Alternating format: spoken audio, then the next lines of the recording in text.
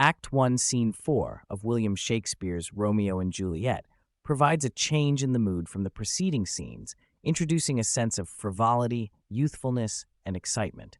The scene unfolds with Romeo, Benvolio, and their witty friend Mercutio preparing to crash the Capulets' party. Romeo is hesitant and feels uneasy about going to the party, as it is a Capulet affair, and they are Montagues. Moreover, he is still grieving and depressed due to his unrequited love for Rosaline.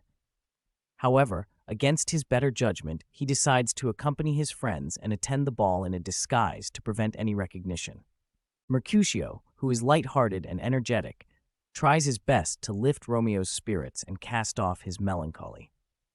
He delivers one of the play's famous speeches, the Queen Mab speech, referring to a mischievous fairy in the folklore who rides through the night on a chariot, causing dreams filled with fantasies and desires. While the speech starts humorously and whimsically, it soon takes a darker turn, reflecting on the capricious and deceptive nature of dreams and desires. Romeo replies that dreams, indeed, are illusory and often deceptive, mirroring his own experience of illusionary love towards Rosaline. Mercutio's speech reflects his own carefree and jesting attitude towards love, portraying him as a foil to the lovesick Romeo. As they approach the Capulets' house, the group hears music coming from the feast, pushing them to move faster and join the merriment. Romeo, however, remains reluctant and filled with a sense of impending doom.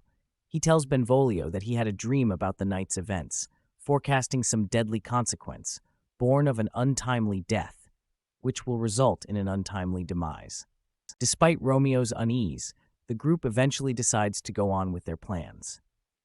They are all wearing masks, setting the stage up for Romeo's first encounter with Juliet. The scene reflects on themes such as the danger associated with their venture, the fickleness of dreams and love represented by Romeo's unrequited affection for Rosaline, and foretells the imminent meeting of the ill-fated lovers, Romeo and Juliet.